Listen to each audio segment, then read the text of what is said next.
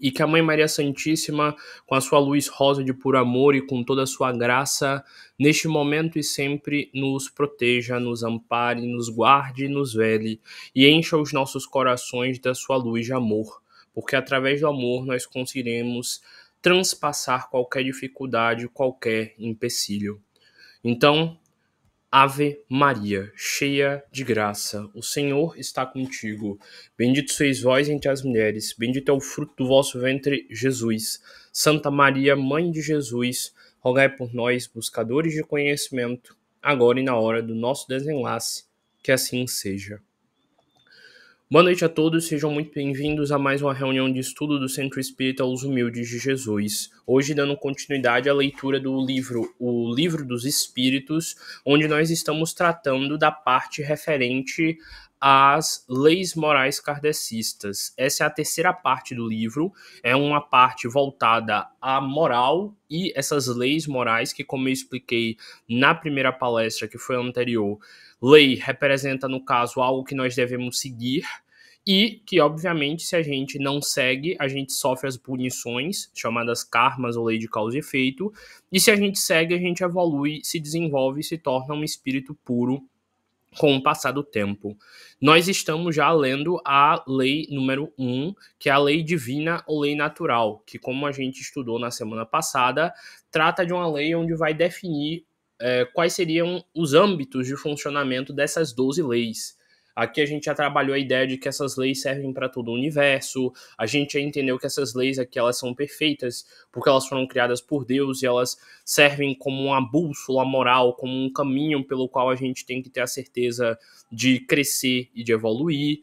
E a gente já aprendeu aqui várias interpretações sobre como ela funciona e de como a natureza é parte da nossa vida. Eu sempre trabalho aqui com vocês essa ideia. Nós somos parte da natureza. Nós somos animais racionais, mas animais. Nosso corpo humano é biológico igual ao dos animais.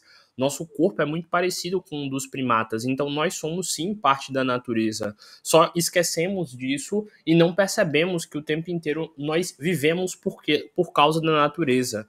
A gente respira por causa da natureza, a gente se alimenta todos os dias por causa de grãos, de proteínas que vêm da natureza, e nós estamos aqui vivos por causa dela e somos parte dela. Então a lei natural ela também está associada a isso, a nós percebermos novamente como a natureza, que sempre nos mostrou as próprias leis dela através de seu desenvolvimento, ainda faz parte de nós e ainda nos rege e nos mostra o caminho correto. E a gente parou na nossa palestra passada aqui na pergunta 619, tratando do conhecimento da lei natural, da importância da gente saber que essa lei natural existe e da importância da gente perceber que nós somos parte da natureza e que devemos cuidar dela e também evoluir junto com ela. Vamos então à pergunta número 619, que questiona o seguinte: a todos os homens facultou Deus os meios de conhecer a sua lei? E aí vem a resposta. Todos podem conhecê-la, mas nem todos compreendem. Então, todos conhecem, mas nem todos compreendem com profundidade o que ela realmente significa. Por que é dito que todos conhecem? Porque, além de, sei lá, o catolicismo, tem o espiritismo, tem o budismo, tem o judaísmo e tem todo tipo de religião que lhe ensina o que é o certo.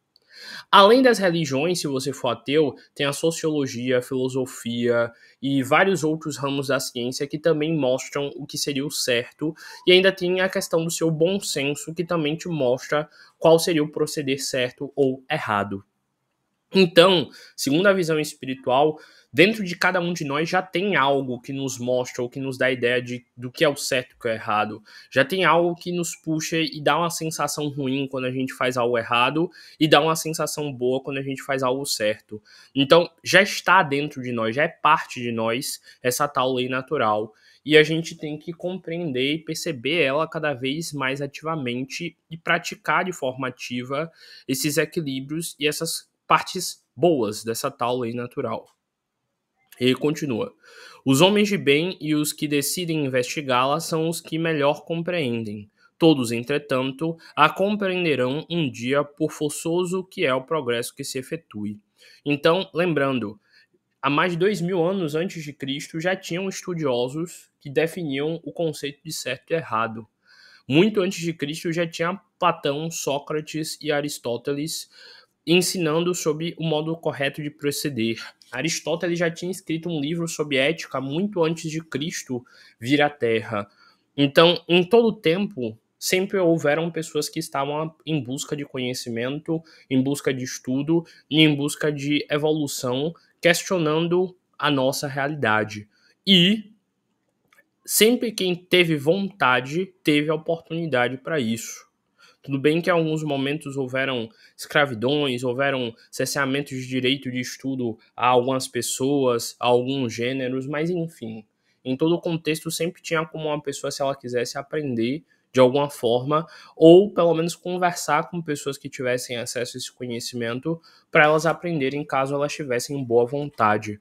Então deixa aí bem claro que sempre teve formas das pessoas conhecerem mais ou menos da lei da natureza através de sua percepção e maturidade, mas que cada um utiliza e utilizou disso daí de acordo com a forma que lhe competia, a forma com que a sua dedicação permitia. E aí vem a nota de Kardec. A justiça das diversas encarnações do homem é uma consequência destes princípios, pois que, em cada nova existência, a sua inteligência se acha mais desenvolvida e ele compreende melhor o que é bem e o que é mal. Então, aqui a gente também vê o seguinte: tudo bem, na minha encarnação, lá atrás, eu era mulher e eu não podia acessar, sei lá, os locais onde ensinava e tinha conhecimento, porque só homens podiam. Mas você encarnou mulher e depois também você encarnou homem. Tudo bem, você pode ter encarnado num tempo onde você era negro e por isso você não tinha acesso a conhecimento. Mas você também provavelmente encarnou em outro local, como branco, como asiático, ou como outro nível social que lhe dava acesso a esse conhecimento. Então, além dessa percepção de que sempre tivemos espaço e local para aprender, se a gente quisesse, a gente sempre teve também inúmeras experiências de níveis diferentes, de estudos diferentes e de encarnações em contextos diferentes que nos davam ou não acesso a esse tal conhecimento de acordo com a nossa necessidade, interesse e busca. Então, mais uma vez, os espíritos aqui puxam a nossa orelha dizendo: vocês não aprenderam se não quiseram nas suas vidas passadas, porque vocês tiveram formas diversas para se aprender. E aí continua. Se numa só existência tudo lhe devesse ficar ultimado, qual seria a sorte de tantos milhões de seres que morrem todos os dias no emburrecimento, na selvageria ou nas trevas da ignorância, sem deles tenha dependido o se instruírem? Então tá dizendo aí, ó, que não teria lógica a gente só ter uma encarnação e depois ir eternamente para o céu ou para o inferno, que é parte da bondade de Deus a reencarnação, porque assim nós temos várias chances de fazer o correto e em várias formas e modos diferentes de encontrar o nosso local no mundo. E aí vem a pergunta número 620. Antes de se unir ao corpo, a alma compreende melhor a lei de Deus do que depois de encarnada? Então tá questionando aí, se lá no plano espiritual, antes de unir ao corpo, meu espírito, ele compreendia melhor e ele tinha mais noção da lei de Deus do que eu agora encarnado. Aí vem a resposta. Compreende-a de acordo com o grau de perfeição que tem atingido e dela guarda a intuição quando unida ao corpo. Então tá deixando aí bem claro. Se eu era um obsessor, um espírito atrasado, etc, etc, provavelmente não, eu não compreendia melhor. Mas se eu era um espírito mais evoluído, talvez eu tivesse bem mais noção. Mas o que foi deixado claro aqui é o seguinte, que mesmo encarnado, eu trago uma intuição do meu nível de espiritualidade. Se eu era um espírito evoluído, mesmo encarnando, o meu espírito ele continua tendo a vibração de uma energia evoluída. Então, naturalmente, eu terei tendências a buscar coisas evoluídas. Se eu era um espírito atrasado, eu vou também ter tendências, mesmo que eu nasça num meio que me eleve, que me dê todas as oportunidades, eu vou ter uma tendência a ser um espírito atrasado se não conseguirem modificar isso em mim. Então, a gente tem uma falsa ideia de que quando a gente encarna, a gente esquece tudo. Mas boa parte da impressão, da energia, até de questões de personalidade continuam em nós, mesmo que a gente não perceba.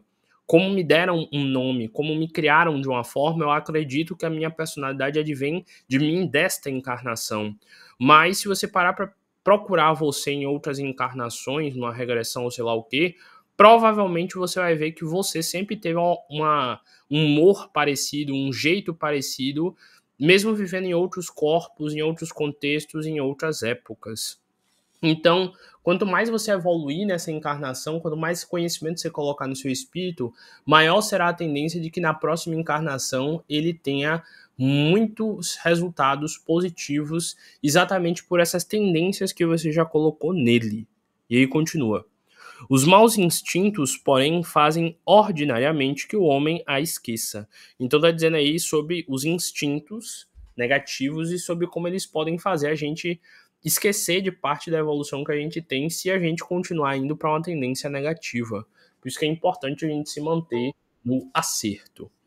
E aí vem a pergunta número 621, questionando o seguinte: onde está escrita a lei de Deus? No caso, as leis morais kardecistas, as 7 leis herméticas, tudo que representar o conhecimento de Deus. Deixou aqui bem claro o espírito, na consciência. Então, dentro da consciência de cada um de nós, dentro da nossa mente, tem todas as leis divinas escritas. Lá no fundo, o nosso espírito sabe o que é o certo, sabe o que é o errado e tem uma sensação ruim quando erra e tem uma sensação boa quando acerta.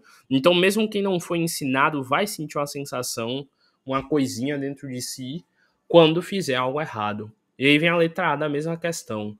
Visto que o homem traz em sua consciência a lei de Deus, que necessidade havia de lhe ser ela revelada?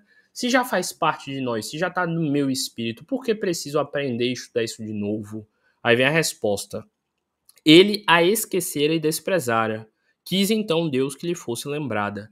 Então, assim, lá na primeira série você estudou várias coisas, você fez várias atividades, mas hoje talvez você não lembre de alguns assuntos. Sei lá, na escola você aprendeu raiz quadrada, você aprendeu a dividir, somar, multiplicar, mas hoje em dia talvez você não lembre e não seja tão bom assim em conta pela falta de prática. Então, o bem e qualquer coisa, assim como qualquer conhecimento, precisa ser o tempo inteiro alimentado para que ele se mantenha constante em nós. É essencial que a gente esteja sempre buscando ler, trabalhar, refletir esses assuntos, para que a gente não perca esse norte em nós. Senão a gente começa a relativizar esses conhecimentos e quando a gente vê, a gente está se entregando a comportamentos totalmente errôneos. E aí vem a 622. Confiou Deus a certos homens a missão de revelar a sua lei, no caso, sei lá, padres, pastores, líderes religiosos, palestrantes, enfim. Aí vem a resposta: indubitavelmente, com certeza. Em todos os tempos, houve homens que tiveram essa missão, os clérigos, sacerdotes, alguns acertaram mais, outros menos, mas sempre teve. São espíritos superiores, os que têm atitudes superiores também, que encarnam com o fim de progredir a humanidade. Então, um Buda, um Jesus, um líder espiritual de qualquer religião que ensine o bem, um Osho, todos que vieram e passaram palavras de amor, de carinho, de compreensão, sim, eram espíritos mais evoluídos que tinham essa missão de despertar as pessoas que estão na matéria. E aí vem a 623. Os que hão pretendido instruir os homens na lei de Deus não se têm enganado algumas vezes, fazendo-os transviar por meio de falsos princípios? Então está questionando aí, se você está me dizendo que todos esses que vêm com a missão de ensinar a espiritualidade são homens corretos, justos, ígneos, firmes em seus pensamentos, porque muitos deles estão se transviando, errando, ensinando coisas erradas, dizendo de um lado sobre o amor e na outra hora pregando ódio, dizendo de uma hora para acolher todo mundo e na outra hora dizendo que é para matar quem pensa diferente, por aí vai. Aí vem a resposta. Certamente é um dado causa a que os homens se transviassem, aqueles que não eram inspirados por Deus e que por ambição tomaram sobre si um encargo que lhes não fora cometido. Todavia, como eram, afinal, homens de gênio, mesmo entre os erros que ensinaram, grandes verdades muitas das vezes se encontram. A gente conhece o caso de vários médiums famosos, de vários líderes religiosos famosos que no início até ensinavam algo verdadeiro, algo correto, e depois se corromperam e passaram a ensinar coisas falsas, manipular os outros e abusar da boa vontade e da fé alheia. Então, é normal, infelizmente, que isso aconteça, mas isso não significa que eles são realmente os emissários de Deus. Os emissários de Deus de verdade não se perderiam. E aí vem a 624. Qual o caráter do verdadeiro profeta? Aí vem a resposta. O verdadeiro profeta é um homem de bem, inspirado por Deus. Podeis reconhecê-los pelas suas palavras e pelos seus atos. Impossível é que Deus se sirva de boca mentirosa para ensinar verdades. Lembrando que a palavra profeta aqui não está no sentido de aquele que fala ou ensina profecias, aquele que fala ou ensina a verdade e o que acontecerá e o que devemos fazer. Então, ao dizer aqui que como é que a gente percebe um verdadeiro profeta, seria como a gente percebe um verdadeiro padre, um verdadeiro pastor, um verdadeiro líder religioso de qualquer religião. E aí está dizendo, ele tem que ser um homem de bem tanto na igreja, tanto no local que ele está ensinando, quanto fora. Ele tem que ser uma pessoa inspirada por Deus e que tenta se manter correto o máximo que ele conseguir, mesmo sendo humano. E está dizendo aí que os atos dele têm que ser de acordo com aquilo que ele fala da boca, para que assim ele não seja um mentiroso, alguém que ensina uma coisa e faz outra. E aí vem a 625. Qual o tipo mais perfeito que Deus tem oferecido ao homem para lhe servir de guia e modelo? 625 deixa bem claro: Jesus. Então, o kardecismo tem Jesus como o exemplo mais perfeito que foi oferecido por Deus a nós homens, pelo qual nós deveremos seguir o exemplo para nos tornarmos melhores. Toda vez que você estiver em dúvida, toda vez que você estiver se questionando, toda vez que você estiver perdido, pense em Jesus e questione como ele lidaria, o que ele faria nessa situação, que provavelmente você vai encontrar o caminho. E aí continua aqui a nota de Kardec. Para o homem, Jesus constitui o tipo da perfeição moral a que a humanidade pode aspirar na Terra. Deus nos oferece como o mais perfeito modelo e a doutrina que ensinou é a expressão mais pura da lei do Senhor.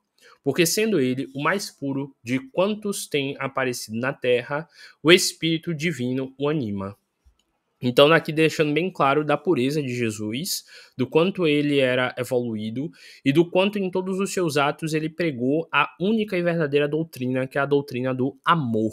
Ele sempre disse, amai o seu próximo. Ele sempre disse, atire a primeira pedra aquele que tiver pecados. Ele sempre nos ensinou a não julgar as pessoas e a acolher as pessoas, mesmo que nós não concordemos com o que elas são. E aí vem a continuidade. Quanto aos que, pretendendo instruir o homem de lei na lei de Deus, o têm transviado, ensinando-lhes falsos princípios, isso acontece por haverem deixado que os dominassem sentimentos demasiados terrenos, e por terem confundido as leis que regulam as condições da vida e da alma, com as que regem a vida do corpo. Muitos hão apresentado como leis divinas simples leis humanas, estatuídas para servir as paixões e dominar os homens. Então, mais uma vez, a gente está vendo aí que os princípios da lei de Deus, no caso, as coisas que nós devemos fazer de correto, sempre nos foram ensinados. E quando a gente teve contato com falsos profetas, pelo menos a gente tinha uma consciência de perceber que aquilo era diferente do que Jesus havia ensinado. Então, sempre a gente tem que questionar e perceber se aquela pessoa está seguindo a lei divina, se ele está seguindo o que Jesus deu de exemplo, ou se ele está usando o nome de Jesus para deturpar questões. Como é que uma religião que se diz cristã e que trabalha no amor de Cristo segrega, ataca, culpa e faz inúmeras coisas com seus fiéis ou com quem segue essa religião, e enfim. Pergunta número 626. Só por Jesus foram reveladas as leis divinas e naturais? Antes do seu aparecimento, o conhecimento dessas leis só por intuição os homens tiveram? Então aqui está sendo uma pergunta bem interessante, porque vai questionar aqui sobre o que Moisés ensinou antes, sobre o que alguns outros profetas ensinaram antes da vinda de Jesus, e até onde a gente deve acreditar ou não. E aí vem a resposta.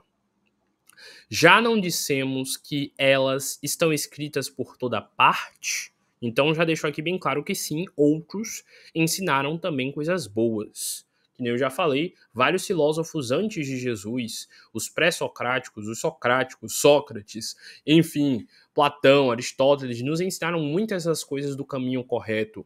Os egípcios, Ptahotep, que foi um vizir da quarta dinastia, já nos ensinou um monte de coisa correta muito antes de Jesus. Então tá dizendo aqui, ó, já não dissemos que elas estão escritas por toda parte, então sim, antes de Jesus coisas foram ensinadas. Mas Jesus foi o principal, o que mostrou o verdadeiro caminho. Então, se você tem dúvidas sobre coisas ditas por qualquer um que veio antes de Jesus, compare se estaria de acordo com o que Jesus disse e leve em conta ou não de acordo com isso. E aí continua. Desde os séculos mais longínquos, todos os que meditam sobre a sabedoria hão podido compreendê-las e ensiná-las. Pelo ensino, mesmo incompleto que espalharam, prepararam o terreno para receber a semente. Estando as leis divinas escritas no livro da natureza, possível foi ao homem conhecê-las logo que as quis procurar. Então, deixando aí bem claro que sempre quem procurou, sempre quem trabalhou a mediunidade, sempre quem tentou seguir e pregar o amor, teve acesso e encontrou essas leis da natureza em diversos locais. E ensinaram e professaram coisas corretas. E aí continua. Por isso é que os preceitos que consagram foram deste todos os tempos proclamados pelos homens de bem. E também por isso é que elementos delas se encontram, se bem que incompletos ou adulterados pela ignorância na doutrina moral de todos os povos saídos da barbárie. Então está falando que, sim, alguns antes de Cristo e até depois dele podem ter ensinado muitas coisas boas, mas como eles são humanos, demasiadamente humanos, como diria Nietzsche, eles podem ter corrompido parte dos ensinamentos com as suas vaidades. E aí vem a 627. Uma vez que Jesus ensinou as verdadeiras leis de Deus, qual a utilidade do ensino que os espíritos dão? Terão que nos ensinar mais alguma coisa? Então, a pergunta aí perspicaz de Kardec, dando um saculejo nos espíritos. E aí, você não disse que Jesus ensinou tudo? Então, vocês estão aqui para me ensinar o que a mais que Jesus não conseguiu sozinho? E aí vem a resposta dos espíritos. Jesus empregava a miúde, na sua linguagem, alegorias e parábolas, porque falava de conformidade com os tempos e os lugares. Então, deixando aí bem claro, Jesus falou sim toda a verdade, tudo o que deve ser seguido, etc, etc. Mas ele falou de uma forma com que as pessoas do tempo dele pudessem compreender. Já deixando aqui claro que a tarefa do kardecismo é ampliar a base da construção que o próprio Jesus deixou e interpretar coisas a mais que antes não conseguiram ser interpretadas e entendidas sem a parte espiritual. Tanto que o evangelho segundo o espiritismo, essa parte segundo o espiritismo, é porque é o evangelho normal, é a Bíblia normal, os textos normais atribuídos a Jesus, só que com uma interpretação extra, acrescentando e dando lógica com a reencarnação e a parte espiritual. E aí continua. Faz esse mister agora que a verdade se torne inteligível para todos. Inteligível, para quem não sabe, significa capaz de ser compreendido por qualquer pessoa. Então tá dizendo aí, ó, que o kardecismo veio para mastigar e explicar mais uma vez o que Jesus já tinha deixado claro, mas que alguns não entenderam. E aí continua. Muito necessário é que aquelas leis sejam explicadas e desenvolvidas. Tão poucos são os que compreendem e ainda menos os que praticam verdadeiramente ela.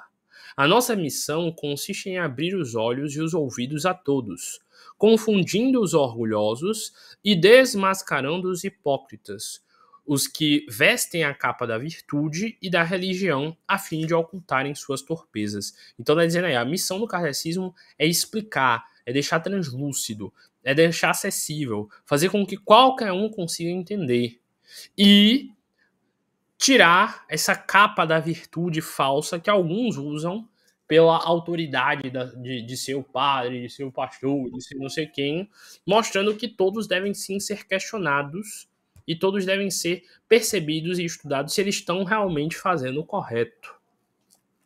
E aí continua. O ensino dos espíritos tem que ser claro, sem equívocos, para que ninguém possa pretextar ignorância e para que todos possam julgar e apreciar com a razão. Então, deixando aí bem claro que o kardecismo vem com a missão de deixar tudo extremamente claro para ninguém poder dar desculpa de que não sabia. E aí continua. Estamos incumbidos de preparar o reino do bem que Jesus anunciou.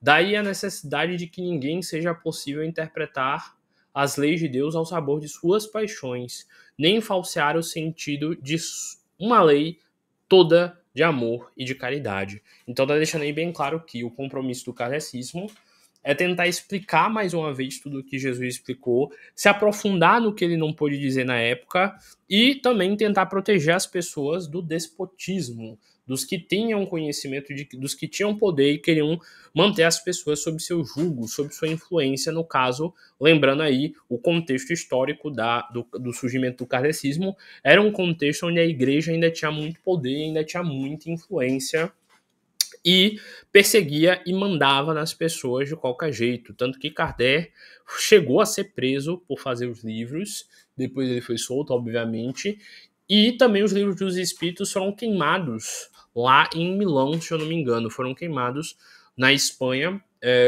pela caçada que a igreja fez contra os livros. Então, para a gente ver como foi o processo da época, o contexto da época e por que deixou aqui bem claro que também tem como função de ensinar a todos e tirar as pessoas debaixo do controle de uma religião vigente sobre o povo, uma religião essa que em muitos momentos abusava das pessoas. E aí continua. Pergunta número 628. Por que a verdade não foi sempre posta ao alcance de toda a gente? Então, por que Jesus não falou diretão? Gente, existe espírito, ninguém pode incorporar, fazer o que quiser, o mundo é uma loucura, tome passe, beba água fluidificada, limpe seus rins. Por que ele não falou logo isso? Aí vem a resposta. Importa que cada coisa venha a seu tempo. A verdade é como a luz. O homem precisa habituar-se a ela pouco a pouco, do contrário ficaria deslumbrado. Bora lá, tem como ensinar química orgânica, ou sei lá, ensinar interpretação de texto de época para uma criança que está no primeiro ano? Não tem como. Porque a criancinha ainda tá aprendendo a ABCD, ainda tá aprendendo a não babar no meio da rua, aprendendo a não usar fralda, sei lá, dependendo da criança. Imagina aí se tentar ensinar o complexo. Então deixo aqui bem claro. A verdade é como uma luz intensa. Sabe quando você acorda de noite, você clica no celular para olhar a hora e aparece aquela luz fortona e você toma assim um susto? Ou que você liga a luz depois de entrar num lugar escuro e a luz meio que lhe segue um tempinho porque você foi muito rápido? Então, tá deixando aí bem claro que é isso. A verdade, a luz, ela é gradual de acordo com a sua maturidade e a sua capacidade de percepção. Então, se você não tiver como saber como lidar com aquela luz, com aquela intensidade, você vai se assustar. Ela vai te deslumbrar e você vai ficar sem saber lidar com tanta iluminação. Por isso que o processo precisa ser gradual, te ensinar aos poucos a ver o que você tem ouvidos para ouvir, olhos para ver e mente para sentir. E ele continua. Jamais permitiu Deus que o homem recebesse comunicações tão completas e instrutivas como as que hoje lhe são dadas. Havia, como sabeis na antiguidade, alguns indivíduos possuidores que eles próprios consideravam uma ciência sagrada, e da qual faziam mistérios para os que, aos seus olhos, eram tidos profanos. Então está dizendo aí que na antiguidade tinham ordens que deixavam conhecimentos fechados dentro delas e não davam acesso às pessoas. E aí continua. Pelo que conheceis das leis que regem esses fenômenos, deveis compreender que esses indivíduos apenas recebiam algumas verdades esparsas, dentro de um conjunto equívoco e, na maioria dos casos, emblemático. Entretanto, para os estudiosos, não há nenhum sistema antigo de filosofia, nenhuma tradição, nenhuma religião que seja desprezível, pois em tudo há germes de sabedoria, de grandes verdades que, se bem pareçam contraditórias entre si, diversas que se acham em meio a acessórios sem fundamentos, facilmente coordenáveis se vos apresentam. Graças à explicação que o Espiritismo dá de uma imensidade de coisas que até agora se vos afiguram sem razão e cuja realidade está hoje irrecusavelmente demonstrada. Em outras palavras, está dizendo aqui que algumas ordens, alguns locais que se reuniam para ter acesso ao conhecimento, já tinham alguns desses conhecimentos aqui, dessas coisas que a gente está debatendo no livro, já eram ensinadas e refletidas. Só que, como eram locais fechados para poucas pessoas, eles não organizaram e não tiveram acesso a tanta profundidade quanto a gente está tendo aqui, já que esse livro é para massa, é para qualquer um ler, qualquer um aprender e qualquer um evoluir. E aí continua. Não desprezeis, portanto, os objetos de estudo que esses materiais oferecem. Ricos eles são de tais objetos e podem contribuir grandemente para a vossa instrução. Então está dizendo que sim, tem em outros locais conhecimentos que também são úteis para nós que estamos buscando evoluir. Mas que a gente tem que sempre passar a peneira para a gente não acabar acreditando em dogmas e em formas ritualísticas de se fazer que talvez não sejam necessárias. E aí vem aqui a parte de que vai diferenciar a ideia de bem e de mal. Se existe um mal, se existe a ideia de satanás, de inferno, de capeta, que a gente já trabalhou que não existe segundo o kardecismo, lendo lá o livro O Céu e o Inferno, que já está no canal do YouTube. Bora lá. Pergunta 629. Que definição se pode dar de moral? A moral é a regra de bem proceder, isso é, de distinguir o bem do mal. Funda-se na observância da lei de Deus. O homem procede bem quando tudo faz pelo bem de todos, porque então cumpre a lei de Deus. Então, o que é moral? Deixou aqui bem claro que moral é uma regra. É uma forma correta ou errada, dependendo da forma que você agir, de como você deve saber proceder. Se você quebra a regra, você está errado. Se você segue a regra, você está certo, está evoluindo. E aí continua. Distingue o bem e o mal. Funda-se na observância da lei de Deus. Então a regra ela tem que estar de acordo com as leis de Deus para ela ser uma regra justa.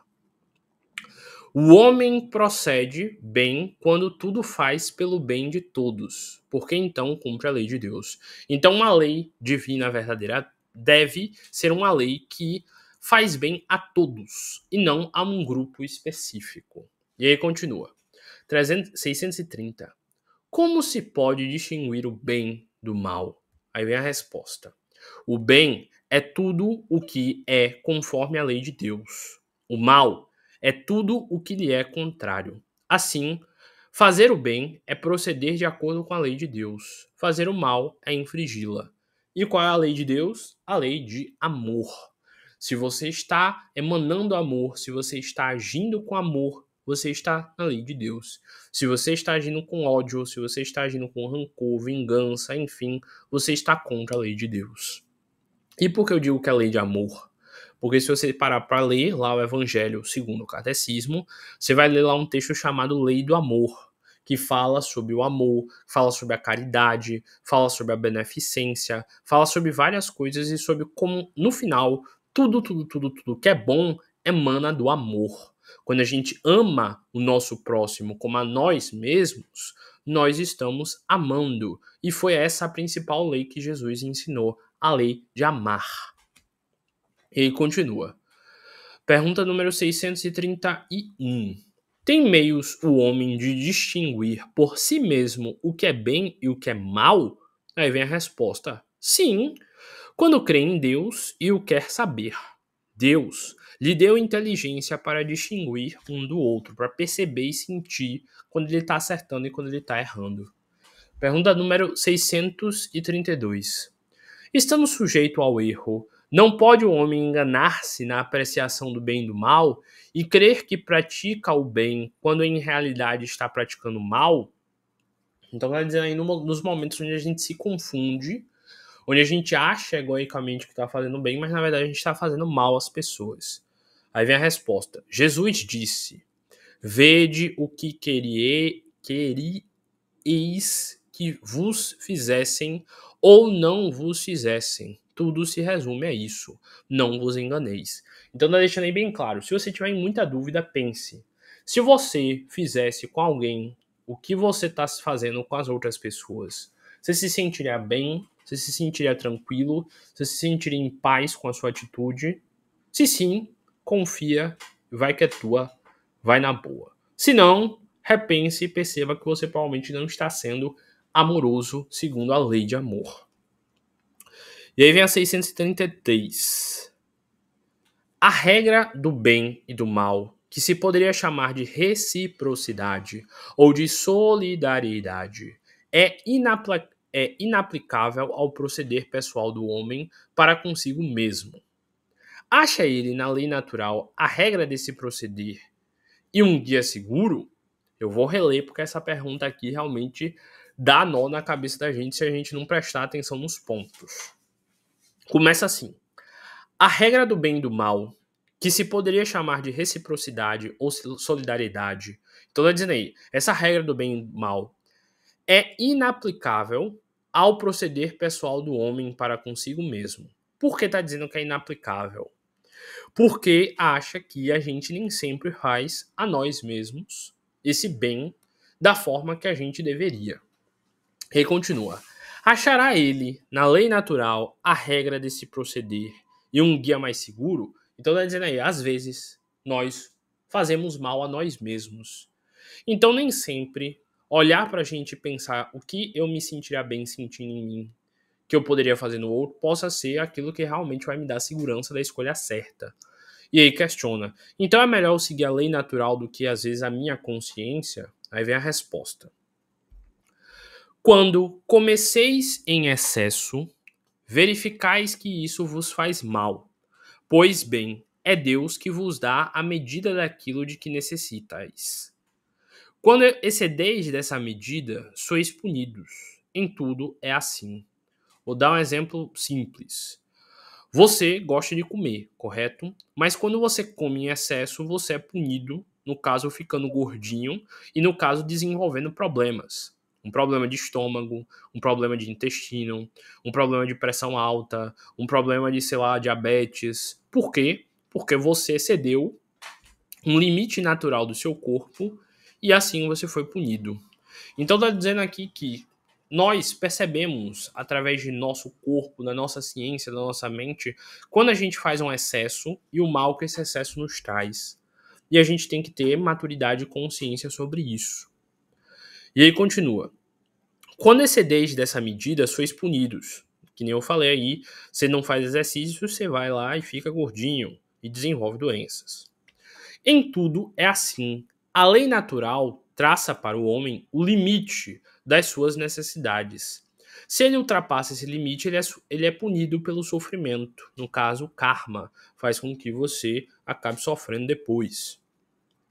Se atendesse sempre à voz que lhe diz basta, evitaria a maior parte dos males da culpa cujo lança a natureza. Então, está dizendo que na maioria das vezes a nossa intuição diz, não faz isso, você sabe que vai lhe fazer mal, mas a gente vai lá, insiste e faz. Pergunta número 634. Por que está o mal da natureza? Por que está o mal na natureza das coisas? Falo do mal moral. Não poderia Deus ter criado a humanidade em melhores condições, sem existir o mal, sem existir ódio, sem existir essas coisas? Aí vem a resposta. Já te dissemos, os espíritos foram criados simples e ignorantes. Então todos foram criados neutros.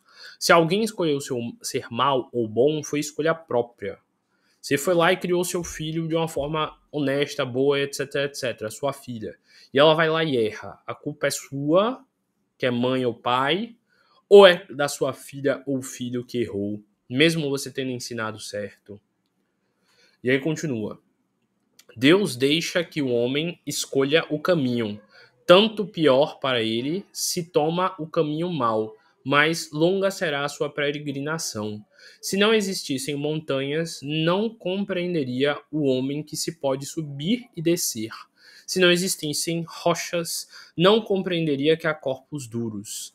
É preciso que o espírito ganhe experiência. É preciso, portanto, que conheça o bem e o mal.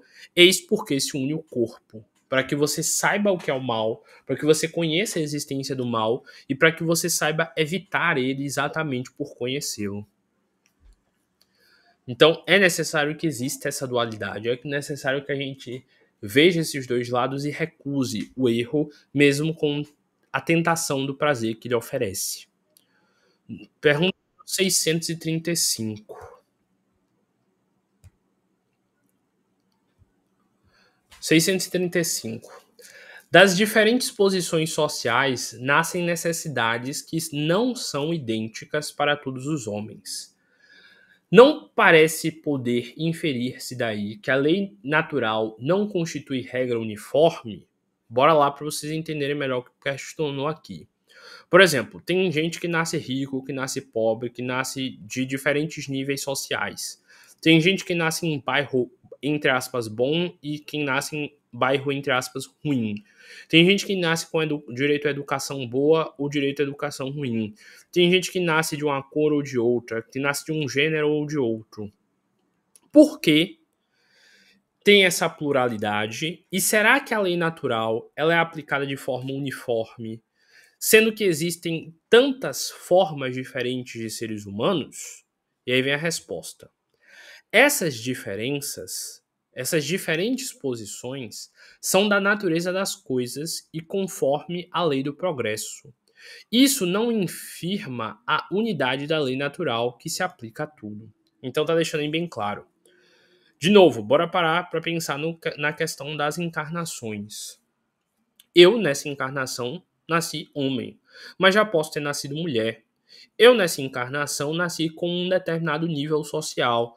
Posso já ter nascido num nível menor ou num nível maior. Então, eu já vivi em todos os estratos, em todos os conceitos. Se eu agora estou aqui, nesse contexto, fazendo isso, é porque esse meio aqui, de estar existindo, é o que melhor pode oferecer ao meu espírito meios para que eu continue evoluindo. Então, estar aqui neste local é o que vai me fazer evoluir. E a lei da natureza, a lei natural, ela está agindo em mim da forma com que o meu espírito precisa vivenciar ela para evoluir. Então, apesar das diferenças, cada um está no local que deve estar, vivendo o que deve viver. Tem certeza, Francisco? Bora parar para pensar. Você era um espírito antes de nascer aqui, correto? Você poderia ter nascido em qualquer corpo, ser filho de qualquer mãe, ser filho de qualquer pai.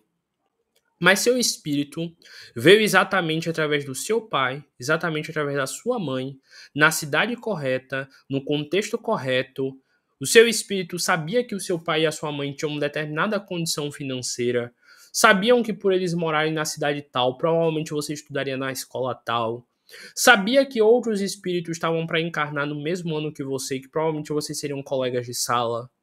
Então, tudo foi muito bem pensado antes de você encarnar, para que você estivesse exatamente onde você está e passasse exatamente pelas provas que você está passando, porque assim o seu espírito seria depurado. Então, ao questionar aqui, vou reler a pergunta, 635. Das diferentes posições sociais que nascem, então eu nasci na posição social que o meu espírito escolheu, junto com o meu anjo guardião, junto com meus guias, para que eu vivesse a melhor experiência possível. E aí continua, que não são idênticas para todo homem. Verdade. Eu nasci com um pai, com uma mãe que tem determinadas características e que me fizeram ser da forma com que eu sou. A minha irmã nasceu nessa mesma família, com esse mesmo pai, com essa mesma mãe, num tempo diferente que o meu, e é uma pessoa diferente de mim em alguns aspectos e parecida comigo em outros. Então, até mesmo quem nasce numa mesma família como irmão, como primo, tem características diferentes. E aí a resposta vai lá e diz o seguinte, que essas diferentes posições são da natureza. Então a natureza escolheu para que eu nascesse ali. Das coisas conformes à lei do progresso. Então eu vou progredir de acordo com o meu mérito, com a minha atitude.